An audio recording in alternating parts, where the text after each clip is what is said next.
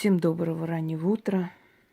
Хотя я обещала Яне, что сегодня пораньше лягу спать, потому как у меня завтра очень важные дела. Ну, не сдержала обещание. Это, наверное, единственное обещание, которое я никогда не могу сдержать, к сожалению. Хотя я хозяин своего слова всегда и во всем. Но в этом вот не получается. Работа, работа и работа. Итак, вы знаете, друзья мои, сон – это не просто состояние отдыха мозга. Сон – это переживание всего, что вы за день видели, слышали. Это продолжение дня. Мы, когда спим, наш мозг, он чуткий, он слышит все, воспринимает информацию, принимает эту информацию, перерабатывает внутри себя. Наше подсознание, оно никогда не спит. И очень часто бывает, что продолжение сна, вот мы слышим какие-то звуки, во сне мы видим какую-то сцену, что-либо. Просыпаемся, например, если там чья-то машина, да, включает сигнализация, мы во сне видим, как будто бы птица там кричит вот таким вот голосом. Просыпаемся, оказывается, там за окном сигнализация чья-то включилась. То есть во сне нам любой звук, любой шорох, любое явление воспроизводят и показывают по-своему. Сон – это выход из своего тела. Многие там хотят в астральные миры попасть. Откройте, посмотрите мой ролик «Астрал», вертикальный астрал, горизонтальный астрал – нижний астрал, верхний астрал. Это опасно. Такие эксперименты ставить очень опасно, потому что душу могут схватить и не пустить обратно.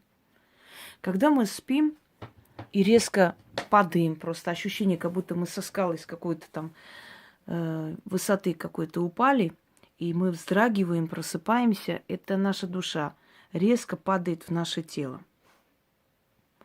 Тело – это пока единственная защита, которая есть у души. Когда нашего тела не станет, душа вырвется наружу.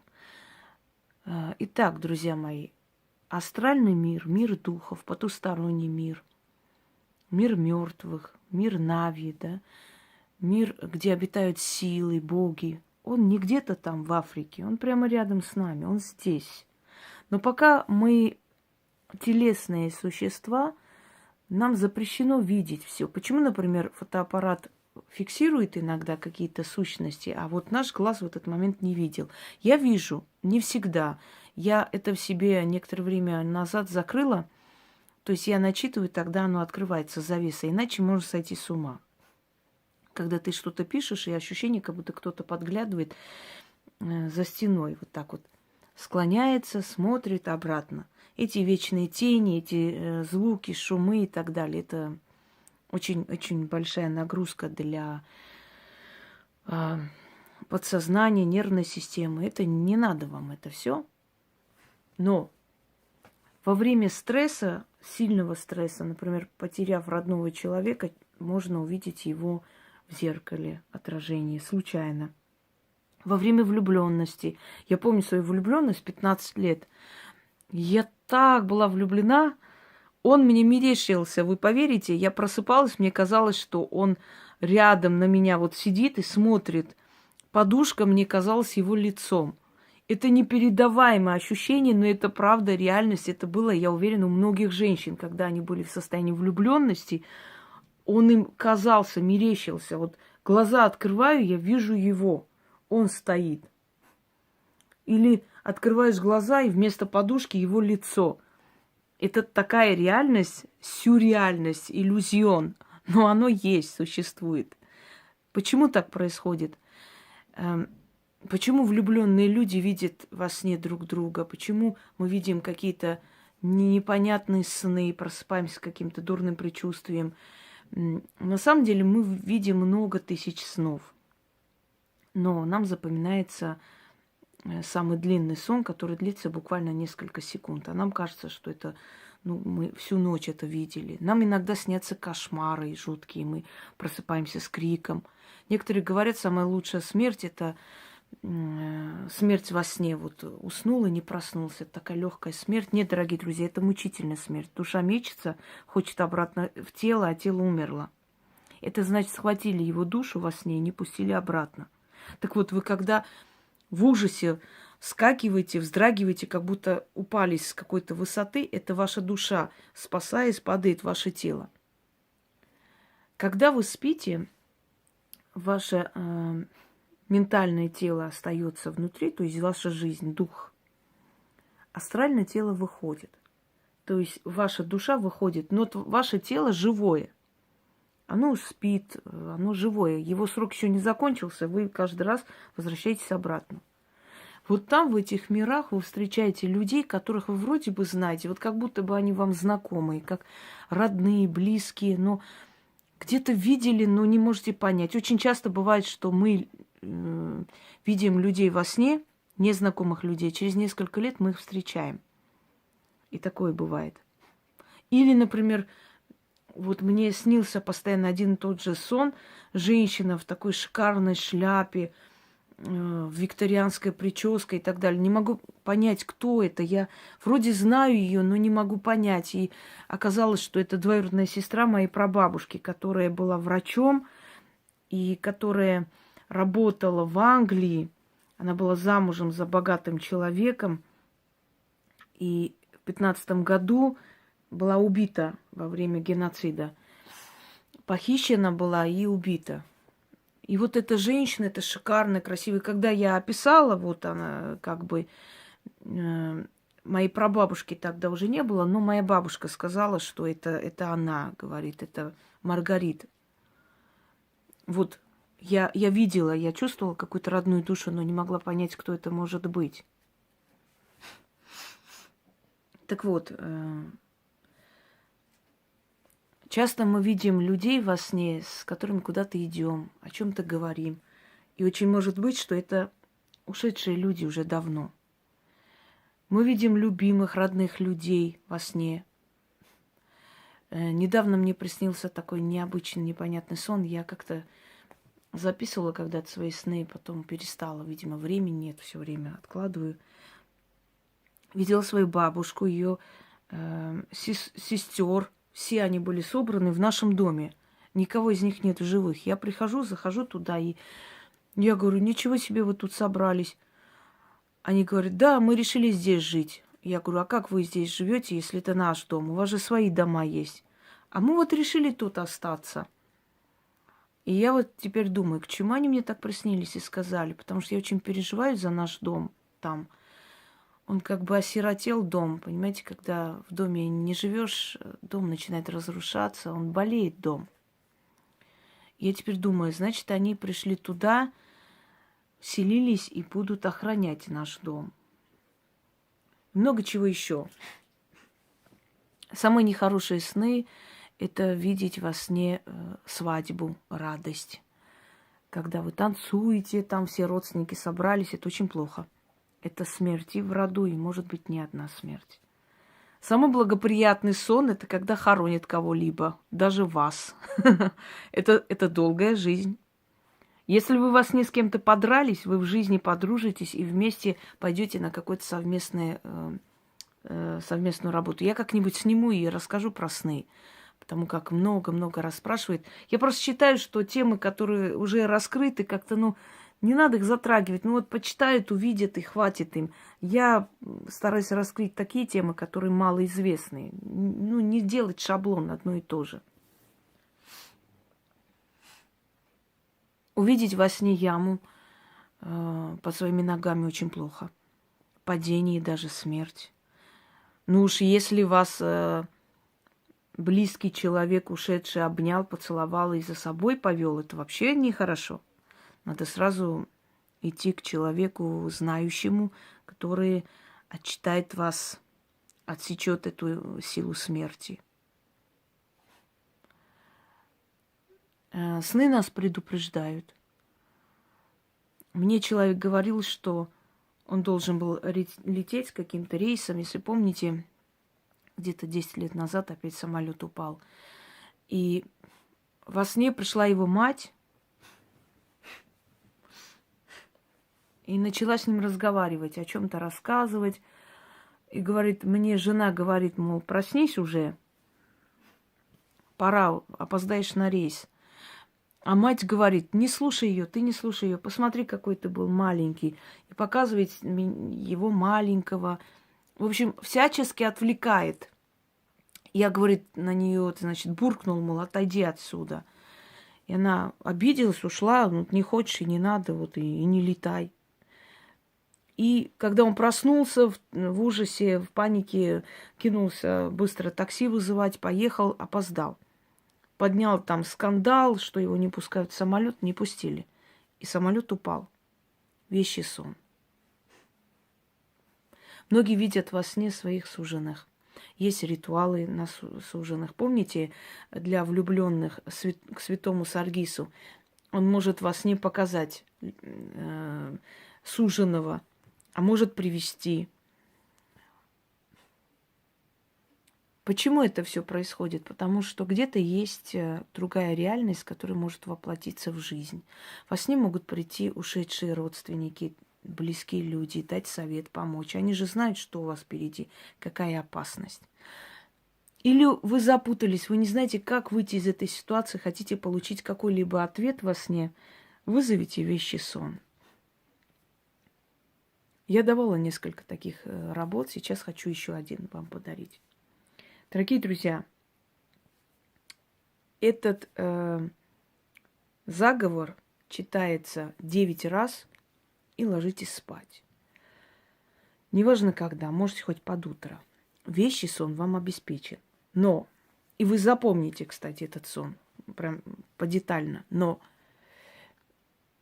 я хочу вам в подмогу еще раскрыть еще один такой секрет. Камень, который вызывает вещий сон. Дымчатый кварц, раухтопаз. Вообще этот камень не имеет ничего общего с топазом. Топазы – это совершенно иной, это кристаллы, а это кварц. Но поскольку в коммерческих целях так переименовали, и как бы хорошо продается, как-то такой коричневый топаз, вот дымчатый кварц, раух-топаз, Лондон-топаз, еще есть топаз-блю. Но это тоже из семейства топазовых, но они не относятся, то есть, к раух-топазу. Это кварц. Он может быть такой, знаете, сероватый, он может быть светло-желтый, похожий на солнце. И может быть очень темно-коричневый. Чем темнее, тем опаснее этот камень. Запомните. Этот камень открывает другую реальность. Он может обмануть человека. Человеку может показаться, что он в иной реальности. Ему что-то покажется, померещится. Топаз никогда не носите за рулем. Раух-топаз, извиняюсь. Раух-топаз, то есть дымчатый кварц. Никогда не носите за рулем. Он очень сильный источник аварии. Запомните это. Вы можете не заметить и въехать в бордюр. Просто вам покажут, что там дорога. А потом секунду, ой, это была не дорога, повернули в ту сторону, уже поздно ударились. Запомнили? Топаз очень опасен для водителей, потому что он создает сюрреальность. Он раскрывает определенные такие, знаете, потаенные, скажем так, способности нашего мозга. Но он очень хорош для людей ясновидящих, для колдующих. И то, когда они что-либо создают, либо они работают. Вот в это время он открывает их подсознание. Более чем открывает дымчатый кварц. Поэтому запомните. Я всем говорю, кто за рулем, раух-топаз не носите за рулем. Ни в качестве чего. Даже маленький, малейший раух-топаз, он может, не обязательно, чтобы привел, но может привести. Потом, это камень Урана. Я родилась под знаком Урана.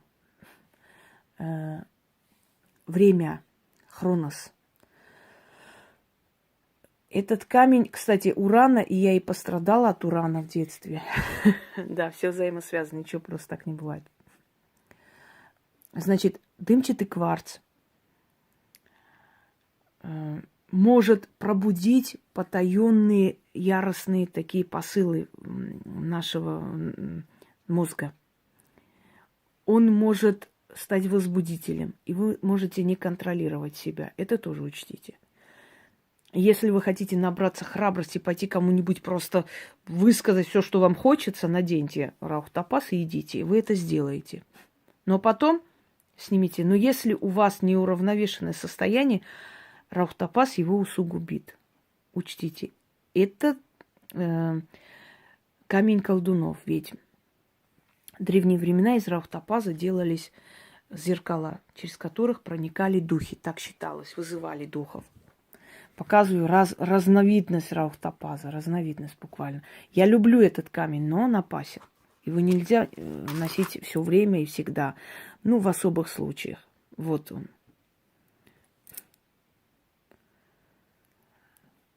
Темный раухтапаз. Он сильнее. Он сильнее и опаснее. Далее. Вот опять же темный раухтапаз. С марказитом он. Сейчас, секунду, я вам покажу. Вот. Опять же разновидность раухтапаза.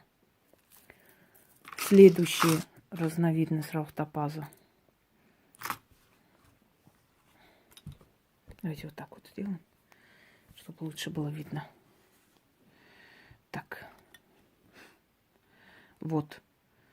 Это такой желтоватый оттенок раухтапаза. Далее. Это индийский тип раухтапаза. Видите, он как бы так перемешку лимонного типа. Опять темный. Омут называется вот такой тип. Чуть посветлее, поярче. Это Непал, это Афганистан. Вот такой тип раухтапаза. Такой, ну, чистый более. Опять же, Африка там такого типа, тоже омут. Немного пожелтее, чем вот эти, но тоже омут. Ну, практически почти одинаково, очень похоже. К чему я их показываю? Я показываю к тому, что раухтапаз можно просто положить под подушку, лечь спать, и вы увидите вещий сон. Вот до такой степени он открывает эти все завесы. Он открывает. Он может создать видение на кладбище, на нехорошие события, на похороны. Не надевайте этот камень. Этот камень нужен только в таких случаях, когда вы слишком спокойны. Может быть, вам не хватает смелости в каких-то вопросах. Может быть, вам не хватает, знаете, силы духа. Этот камень вам это придаст. Но в таких случаях, где нужен трезвый разум, раухтапаз носить нельзя. А уж за рулем категорически нельзя. Запомните это. Значит, что я хочу вам сказать. Если у вас есть дымчатый кварц, он не такой уж сейчас дорогой. Когда-то он был очень дорогой камень, и редко кто мог себе это позволить. Сейчас дымчатый кварц, он как бы, ну, такой доступный. Он уже полудрагоценный считается. Уже не драгоценный на самом деле. Так вот, если у вас есть дымчатый кварц, если нету, возьмите какое-нибудь украшение, какой-нибудь камень. Да он просто вот так продается. Сейчас я вам покажу. Одну секунду.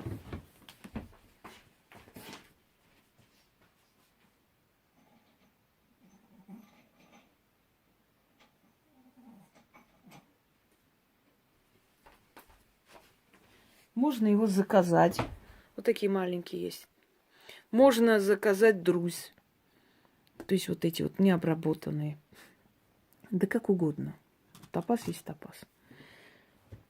Но, то есть положить можно под подушку и увидеть вещий сон. Но если вы хотите, чтобы ваш вещий сон запомнился, чтобы он вам дал ответ на многие вопросы и помог в сложной ситуации, то сделать следующее. Читайте мой заговор используя при этом дымчатый кварц. И тогда эффект будет намного сильнее. Отдельно читать заговор можно. Вещий сон вы увидите. Просто топаз, то есть раух топаз положить под подушку и лечь спать можно. Вещий сон вы увидите. Но если вы хотите, чтобы этот вещий сон был очень четкий, ясный и дал вам ответ на все вопросы, тогда вместе начитывайте на топаз, ложите под подушку и ложитесь спать. Заговор, который я вам прочитаю, имеет вавилонские корни. Поскольку евреи были в плену вавилонских царей, они очень много переписали и взяли у священных книг вавилонских жрецов. Поэтому многие имена, которые якобы ветхозаветные, на самом деле это имена древних духов Вавилона. Поэтому, дорогие друзья, если вы узнаете какие-либо имена, просто знайте их происхождение, откуда они на самом деле происходят. Да? Итак, начнем. Вот перед вами топаз. Читать на любое изделие из топаза, положить под подушку и лечь спать. И сон, который вам приснится, ответит на все ваши вопросы. Как ответит, это уже второй вопрос. Человек ли будет с вами говорить, дух ли, родные ли придут, или духи придут в обличии ваших любимых и родных. Они и так могут делать, потому как они будут приходить в том обличии, в котором вы готовы и можете их принимать. Одним словом, ответ на свои вопросы вы получите однозначно. Не злоупотребляйте этим ритуалом. Если у вас очень запутанная ситуация, можно читать 2 раза в неделю. Если не слишком, можно раз в месяц. Слишком часто не открывайте эту завесу. Нужно ли откупаться? Нет. В этом случае откуп – это ваши положительные эмоции. Я заклинаю силой Сатурна, тайной Венеры и повелителем сознания Анаэль, темным легионом, силами Эйс, Асим, Хей, Садай, их властью и могуществом, первым криком младенца и последним вздохом умирающего. О стражи темных врат, откройте завесу и покажите мне сон вещи, сон, дающий мне ответ на мои вопросы. Покажите мне будущее мое, решение подскажите. Сон вещи, сон пророческий. Откройте завесу и покажите мне то, что от меня сокрыто. За 40 замками закрыто. Пусть откроется. Тайная дверь распахнется. Да будет мой сон правдив и точен. Приди, вещий сон, через силу планет, через древних духов и богов тьмы. Заклято. 9 раз прочитали, положили топаз под подушку, легли спать. Во сне вам придет и решение, и ответ, и помощь. И все, что вам скажут, следуйте и делайте. Доверьтесь этому сну. Потому что сон – это продолжение нашей духовной жизни. Во сне мы поднимаемся туда, куда мы поднимемся после смерти. Нас постепенно приучают к тому миру, где нам потом побывать в вечности. Всем удачи!